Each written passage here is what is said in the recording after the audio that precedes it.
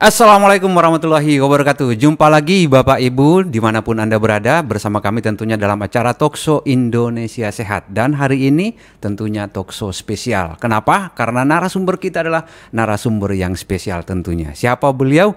Nah, ini akan coba kita perkenalkan. Beliau ini adalah dokter senior, penulis buku, penulis artikel, dan masih banyak lagi. Dan yang paling utama, beliau adalah orang yang cukup romantis juga ya, dengan berbagai macam karya-karya seni yang lain tentunya. Siapa beliau? Beliau adalah Dr. Handrawan Nadesul. Siapa sih yang nggak kenal? Tapi supaya memastikannya, ini langsung kita sapa. Apa kabar, Dok? Kabar baik, Waduh, Pandey. Iya, kelihatannya Sehat, masih alhamdulillah sehat ya. Dokter tentu juga sehat ya. Terima Ya, kasih. dari wajahnya sih udah kelihatan sehat. Meski ya. tadi kita melalui dari lantai 1 sampai lantai 5. 5 lantai. Saya tadi perhatikan, Dok. Ini seberapa kuatnya nih dokter dengan usia yang sudah senior. Ngos-ngosan lah. Ngos-ngosan lah. Tapi itu membuktikan bahwa apa yang sudah dilalui selama ini, tes case. tes case terkait dengan kesehatan gitu ya. Ya. Nah, Bapak Ibu, topik kita juga tentu sangat menarik pada kesempatan kali ini. Apa itu? Terkait dengan kematian mendadak. Dihantui kematian mendadak tak berjejak. Nah, ini tadi saya udah sampaikan. Dokter kita ini penyair. Judulnya aja juga puitis ya. Puitis, dihantui kematian mendadak tak berjejak. Ayo. Ini adalah topik yang akan coba kita kupas dalam beberapa segmen ke depan. Ya, langsung aja Dr. Handrawan. Ya. Terkait dengan kematian mendadak, tentu ini merupakan suatu berita yang sangat tidak mengenakan gitu ya. Artinya terutama untuk keluarga nih dan juga teman-temannya, tiba-tiba ada orang yang mungkin beberapa menit atau beberapa jam yang lalu masih terlihat sehat. Dengan segala aktivitasnya, baik itu dalam misalnya dia sedang istirahat, sedang beraktivitas apapun itu, tiba-tiba beberapa menit atau beberapa jam setelah itu dikabarkan meninggal. Terkadang kita nggak percaya, nggak mungkin orang tadi saya masih ketemu. Ini sebenarnya apa sih yang terjadi, Dok? Cerita tentang orang mati mendadak itu sering kita dengar setiap hari.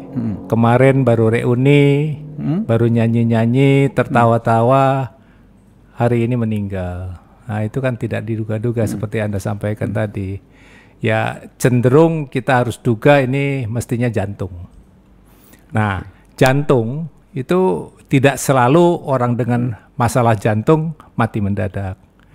Yang kita maksudkan dengan mati mendadak itu kalau listrik jantungnya mendadak terganggu. Kita tahu jantung itu isinya kan otot.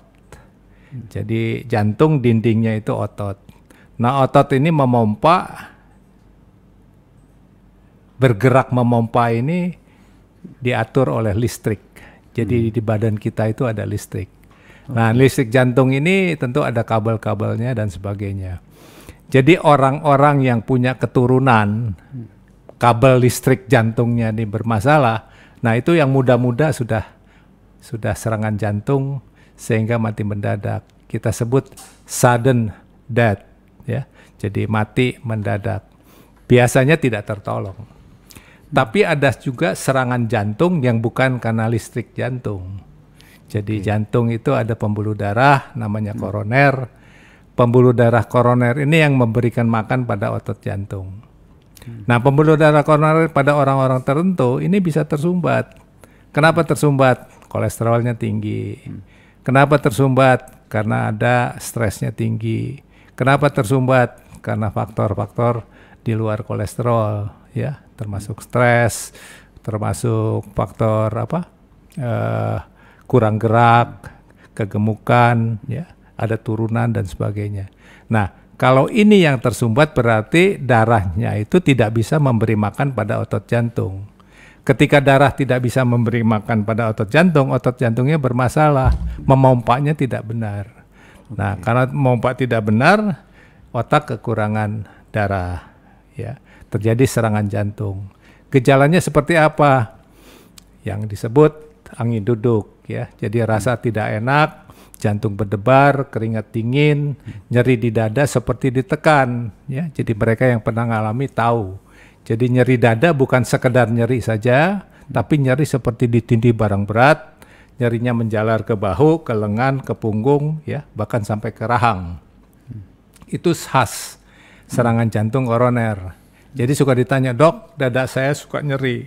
Tapi kalau nyeri dada kena otot, ditekan nyeri. Tapi kalau serangan jantung koroner, ditekan tidak nyeri, tapi nyerinya seperti ditindih begitu barang berat. Nah itu yang saya maksud, belum tentu mati mendadak. Dia baru mati mendadak kalau sumbatannya sudah sangat total di cabang-cabang yang besar. Ya. Yang mengarah ke jantung. Betul, ya, yang cabangnya itu ada mungkin lebih dari 30 cabang. Jadi dia yang memasuk darah sehingga otot jantung itu sehat. Seperti itu. Jadi mati mendadak biasanya karena listrik jantung. Nah, kalau bukan mati mendadak mungkin karena koronernya tersumbat. Oke, jadi sebenarnya penyebabnya itu tidak hanya masalah sumbatan tadi gitu. Justru kalau sumbatan tadi justru dia punya banyak arteri yang mengarah ke jantung kita. Bukan mengarah, di sekeliling jantung itu pembuluh darah koroner ada sekitar 20 lebih cabang-cabangnya sehingga otot jantung itu sehat. Kalau pembuluh darahnya tidak tersumbat. Nah, kita bicara mati mendadak. Sumbatan yang berat itu bisa menimbulkan kematian. Tapi lebih banyak tertolong kalau segera dibawa ke rumah sakit. Tapi yang dimaksud mati mendadak yang sudah tidak tertolong dalam sekejap hitungan menit, nah itu yang sebabnya listrik. Listrik jantung yang bermasalah. Jadi sebenarnya yang termasuk kategori mati mendadak itu justru karena tadi, karena masalah listrik tadi gitu. Walaupun masyarakat kita akhirnya stroke pun dianggap kematian mendadak gitu ya. Jantung, walaupun tadi jantungnya tidak masalah listrik, masih sempat dibawa ke dokter gitu ya. Walaupun tidak tertolong gitu. Dan kemungkinan besar itu tidak masalah kelistrikan berarti ya dokter. Betul, tidak selalu listrik. Nah kalau dari sisi usia dok, ada nggak? Apakah memang orang yang dengan usia sudah lanjut usia gitu, apakah memang peluang mereka untuk mengalami yang namanya mati mendadak itu lebih besar dibandingkan dengan yang masih muda? Jadi begini, kalau tadi saya sebutkan bahwa ada faktor genetik, itu 20-30 tahun bisa mati mendadak. Pemain sepak bola misalnya dengan bawaan listrik yang terganggu, listrik jantung itu kan mati muda. Pemain sepak bola mati muda 20-30 tahun. Nah itu diketahui bahwa dia ada turunan yang kita sebut Brugada. Jadi khas itu Brugada syndrome. Jadi Brugada itu profesor yang menemukan bahwa orang-orang tertentu listrik jantungnya abnormal. Jadi tiba-tiba dia seperti korslet gitu, terus padam. Oke, berarti memang kalau tadi apa yang disampaikan Dr. Hendrawan tadi sebenarnya kalau kematian mendadak masalah jantung karena kelistrikan tadi lebih kepada bawaan ataupun ada kaitan dengan genetik dari si orang tersebut. Gitu. Sebagian lagi karena itu koronernya. Jadi kalau koronernya tersumbat, orang itu berarti sudah cacat, artinya kan otot jantungnya sudah ada bagian yang sudah mati. Jadi setiap kali serangan jantung, otot jantung tidak dapat makanan dari darah, ototnya itu mati. Infark, kita sebut infark. Jadi sebutnya MCI, myocard infarction. Infark itu berarti otot jantung beberapa bagian yang tidak dapat darah dalam waktu tertentu, dia mati. Nah kalau dia tidak mati, fungsi jantung kan tidak sempurna 100%. Ada otot yang tidak bergerak, memompa. Nah kalau cacat-cacat otot jantung yang mati itu pada bagian-bagian yang dilewati oleh listrik jantung terganggu juga. Tapi bukan turunan. Itu akibat kecacatan yang ditimbulkan oleh sumbatan koroner. Jadi orang yang punya jantung koroner ada riwayat itu bisa juga mati mendadak kalau listrik jantungnya terganggu akibat pada bagian-bagian tertentu dari otot yang mati itu, otot jantungnya mati itu dilewati listrik jantung. Kabelnya lah, ada kabel yang lewat situ. Kalau dari sisi medis, dok, terkait dengan gangguan tadi kelistrikan di jantung ini, apakah memang ini bisa dideteksi dari awal atau seperti apa, dok? Bisa, ya. Jadi pentingnya check up itu kan mendeteksi. Ini irama jantungnya normal atau tidak. Biasanya kalau ada gangguan itu irama jantungnya terganggu, yang kita sebut aritmia. Ya, jadi iramanya tidak beraturan, iramanya berlebihan, frekuensi jantung lebih dari normal, itu kita curiga. Jadi irama jantung terganggu bisa karena kelistrikan jantung ya.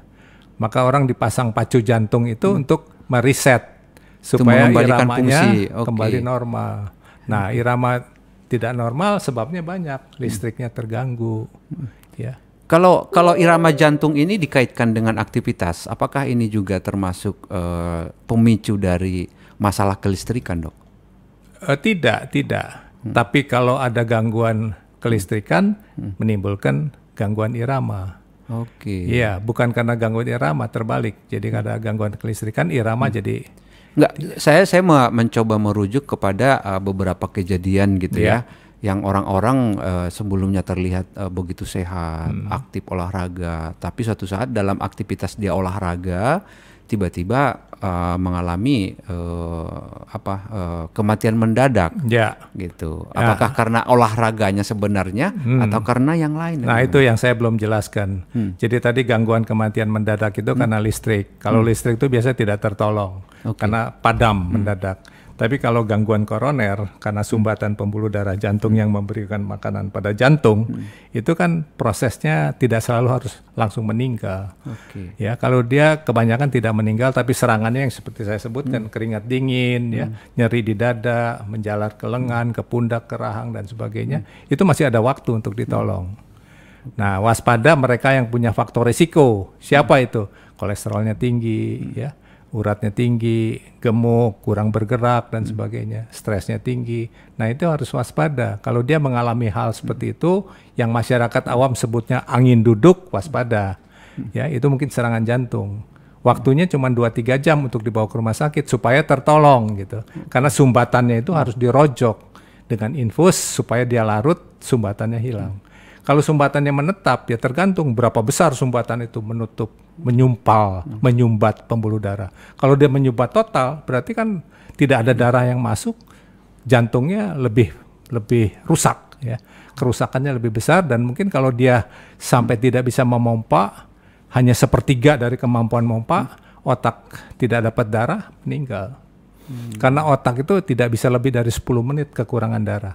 Darah otak itu kan jantung yang memompa.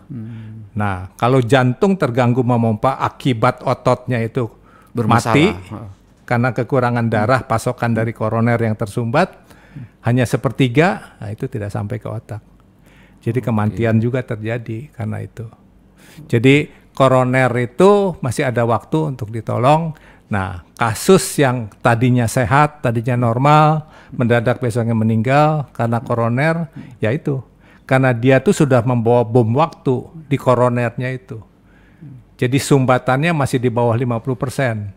Kalau sumbatan itu lebih dari 50% dari penampang pembuluh koroner itu gejalanya belum muncul.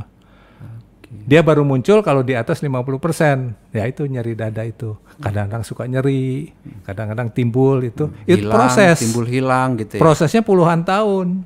Jadi untuk menjadi tebal sampai 50% itu puluhan tahun, mungkin 10-20 tahun. Nah, orang yang sudah ada sumbatan kurang dari, katakanlah 40% dari penampang itu, kalau dia melakukan aktivitas fisik berlebihan yang tidak biasa, serangan jantung terjadi. Karena dia tidak tahu status jantungnya seperti apa. Itu pentingnya memeriksakan jantung supaya kita tahu, oh jantung saya itu udah 40% tersumbat. Jangan melakukan aktivitas olahraga dan sebagainya. Jadi bukan karena mati mendadak tanpa alasan, alasannya itu. Dia sudah punya sumbatan tapi dia tidak tahu melakukan aktivitas. Dia tidak tahu, dia marah-marah, dia stres, dia olahraga. Nah itu yang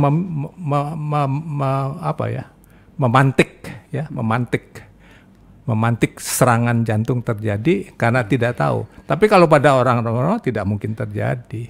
Oke. Jadi orang-orang yang sudah punya risiko tapi dia tidak memeriksakan diri, tidak periksa jantungnya, dia tidak tahu statusnya seperti apa. Begitu aktivitas main futsal misalnya, serangan jantung terjadi. Oke, ini dia pentingnya Bapak Ibu kita untuk selalu ya perhatian terkait dengan kesehatan kita. Kalau memang dalam keluarga memang sudah ada risiko gitu ya dengan faktor genetik dari keluarga, orang tua segala macam, ini harus lebih waspada lagi. Jadi jangan dianggap santai gitu ya. Tidak berlebihan juga gitu ya, jangan sampai ketakutan tapi jangan dianggap santai. Nah, untuk selanjutnya kita akan coba tanya, ada nggak sih kaitannya? Karena saya dulu kebetulan saya dari orang kampung. Ada orang-orang dulu yang beberapa orang di kampung saya meninggalnya mendadak.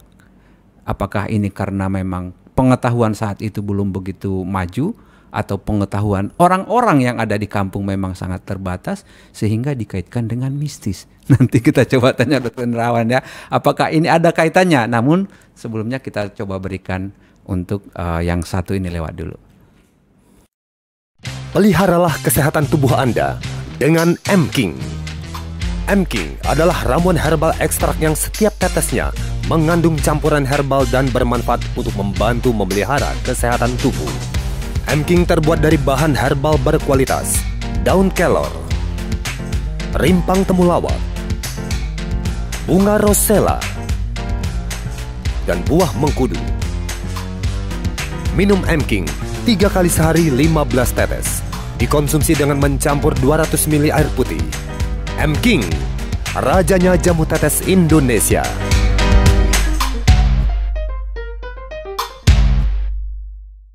Ya, masih bersama kami Bapak Ibu dalam acara Talkshow Indonesia Sehat, dan temanya adalah dihantui kematian mendadak tak berjejak. Waduh, tanpa jejak.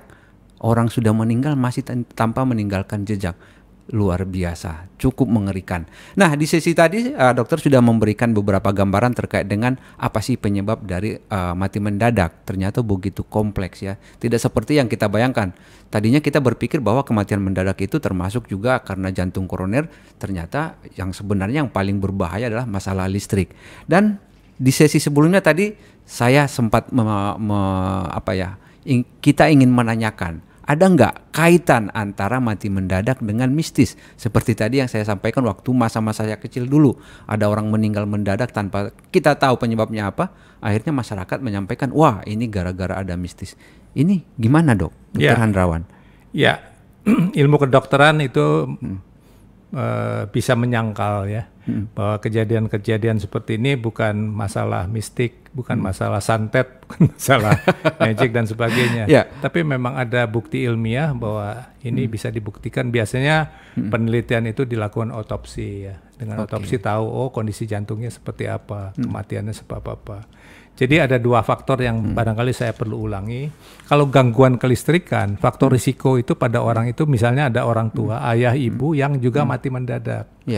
Itu harus menjadi warning, jadi petanda, jadi kewaspadaan kita bahwa kemungkinan anak-anaknya juga ada yang bisa mengalami hal seperti itu. Itu genetik dari orang tua. Atau saudara kandung ada yang mati mendadak, waspada. Jadi waspadanya gimana? Kita periksa jantung lah. Dengan pemeriksaan jantung secara kasar misalnya, itu bisa ditemukan ada gangguan listrik di jantung. Nah, faktor risiko yang lain yang saya sebut koroner itu juga punya faktor risiko adalah mereka yang darah tinggi, mereka yang kencing manis, mereka yang lemak, kolesterol, trigliseridnya tinggi. Ini juga faktor risiko selain yang stres, gemuk dan sebagainya, atau ada turunan ya penyakit jantung. Nah, faktor risiko ini mereka yang punya faktor risiko ini yang harus waspada. Karena sewaktu-waktu dia akan mengalami serangan koroner. Jadi dia harus tahu paling kurang 1 kali memeriksakan koronernya apakah sudah ada sumbatan. Kalau sudah ada sumbatan, dokter akan mengingatkan, ini sumbatan Anda sudah 30%, di cabang ini 40, di sini 50, hati-hati. Jadi jangan melakukan aktivitas yang mendadak terlalu berat. Kalaupun olahraga jangan yang yang high impact, tapi yang low impact. Jadi dua faktor risiko, turunan listrik jantung itu ada dari ayah, ibu atau saudara kandung. Faktor risiko lain yang didapat karena gaya hidup kita salah. Ya, hipertensi dibiarkan, kencing manis dibiarkan, kolesterol dibiarkan, ya stres dibiarkan, kegemukan dibiarkan, merokok dibiarkan. Dan banyak lagi, ada 10 kira-kira yang menyebabkan kenapa pembuluh darah koroner yang memberikan pasokan darah itu tersumbat. Ya, proses itu 20-30 tahun. Nah, kalau kita melihat gaya hidup anak-anak muda sekarang, kenapa misalnya Rumah Sakit Jantung Harapan kita serangan jantung umur 40 tahun? Karena berbeda dengan nenek moyang kita dulu, gaya hidup anak muda itu sudah westernized di Indonesia.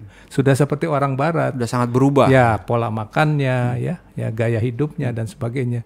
Sehingga kalau mereka umur 10 tahun saja sudah menempuh gaya hidup seperti orang barat, itu hitungan 20-30 tahun serangan jantung terjadi. Itu mengapa umur 40 tahun sudah serangan jantung. Nenek moyang kita kan dulu tidak semuda itu. Sekarang menjadi umur pada yang lebih muda. Makanya kalau zaman dulu seperti yang saya ceritakan tadi, memang usia-usia yang mengalami itu memang di atas 60. Yang sudah dianggap sepuh gitu ya. Walaupun memang di masa itu kita juga termasuk kaget gitu. Kok bisa tadi kan masih sehat. Ya. Bahkan ada juga salah satu di antaranya yang saya tahu waktu itu meninggalnya ya saat dia istirahat lagi tidur. Tiba-tiba kok nggak bangun-bangun gitu. Gitu. Ya itu karena faktor risiko itu tidak diperhatikan atau tidak diperiksa. Ya ada darah tinggi tidak tahu ya. Minggu lalu saya sampaikan bahwa orang di Indonesia ini kan kadang-kadang tidak tahu status kesehatannya. Maaf, terutama saudara-saudara yang di daerah itu nggak pernah ke dokter, tidak tahu tensi dia berapa. Ya kalau tidak tahu ternyata dia hipertensi, puluhan tahun dibiarkan ya ujungnya ke koroner juga, ujungnya ke stroke juga. Oke, jadi ketidaktahuan tadi ternyata punya resiko yang sangat ya, berbahaya. Nenek moyang kita, orang-orang dulu ya kebanyakan kan tidak ke dokter dan dia tidak tahu. Ya, saya peringatan buat untuk mereka yang sekarang ini harusnya yang punya faktor risiko itu periksalah paling kurang 1 kali untuk tahu jantungnya tuh statusnya seperti apa. Kalau ternyata mengkhawatirkan dia mungkin akan terserang koroner, itu kan lebih waspada. Harus lebih berhati-hati. Iya, jangan futsal misalnya artis 40 tahun futsal, kalau saja sebelum futsal dia tahu jantungnya, dia tidak akan main futsal dan dia tidak meninggal. Ya artinya meski dari sisi kesehatan bahwa olahraga itu penting, baik, tapi untuk orang-orang tertentu justru itu sangat berbahaya. Berarti. Betul. Jadi kasus ini yaitu kasus untuk orang beresiko, waspada. Dan resiko tadi kita dapatkan ketika kita melakukan pemeriksaan tadi. Tidak hanya nebak-nebak gitu ya. Wah orang tua saya dulu meninggal karena serangan jantung, saya nggak mau olahraga ya nggak begitu juga berarti. Ya, salah itu salah. Dok, saya tadi masih tertarik ya terkait dengan orang yang kematian mendadak kan untuk memastikannya itu apakah masalahnya di mana kan harus otopsi. Betul. Dan untuk mendapatkan otopsi kan nggak gampang dok. Untuk orang-orang yang ada di daerah mungkin ini kan sangat susah. Bisa nggak? Ada nggak dok kira-kira ciri-ciri orang yang memang mati mendadak itu karena memang masalah kesehatan atau di luar itu ada nggak kira-kira dok? Jadi begini, otopsi tidak harus dilakukan pada setiap kematian. Ya. Otopsi itu atas permintaan pihak yang berwajib. Kalau diduga ini kematiannya tidak wajar.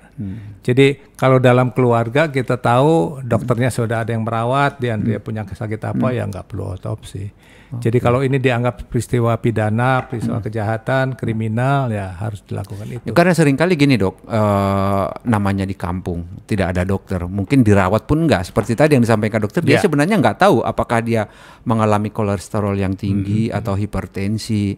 Nah, namanya di kampung juga kadang suka ada gesekan dengan tetangga. Ribut dengan siapa, tiba-tiba sorenya beliau meninggal, itu kan jadi gosip dok. Betul. Wah ini gara-gara tadi siang tuh dia ribut dengan ini. Maksud saya adalah untuk memastikan, untuk menghilangkan gosip tadi. Gitu iya, kalau untuk gosip saya kira enggak kuat alasannya. Tapi kalau ada kecurigaan bahwa ini misalnya disantet oleh siapa supaya keluarga tidak penasaran, ya bisa minta otopsi. Untuk menghindari gosip yang berkepanjangan gitu ya. Tapi ya kebanyakan ya tidak diperlukan itu. Jadi kalau kita duga ada kriminalisasi, ada kriminal, ada tindakan yang ya otopsi dilakukan. Tapi kalau jantung karena koroner ya untuk apa ya? Toh sudah meninggal juga, tidak ada gunanya otopsi. Jadi memang penting untuk melihat ataupun mengetahui status kesehatan kita masing-masing. Itu gitu penelitian biasanya. Otopsi itu dilakukan untuk penelitian, untuk tahu penyebabnya apa. Nanti dibikin statistik. Oh kalau listriknya terganggu ini berapa persen itu. Tapi kalau untuk kegiatan di masyarakat tidak perlu dilakukan otopsi. Kecuali ada kecurigaan ini tindakan kriminal. Kalau dari sisi tadi saya udah menyampaikan atau kita udah membahas terkait dengan usia. Kalau dari sisi jenis kelamin ada potensi ataupun risiko lebih besar nggak dong? Ya sebetulnya kalau dilihat serangan jantung laki-laki lebih besar dari wanita. Waduh. Karena beban kerja ya, tantangan, tanggung jawab, beban kerja laki-laki. Sama angka kematian populasi laki-laki lebih besar karena memang tantangannya besar ya.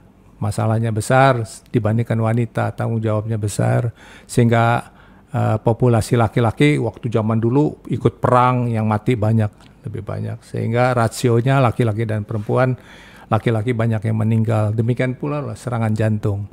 Nah wanita yang sebelum menopause itu jantungnya dilindungi oleh hormon estrogen, oleh hormon kewanitaan. Jadi dia punya hikmah bahwa wanita masih punya pelindung, yaitu hormon estrogennya itu. Dia beruntung, tapi setelah menopause, setelah henti haid, ya nasibnya sama dengan laki-laki.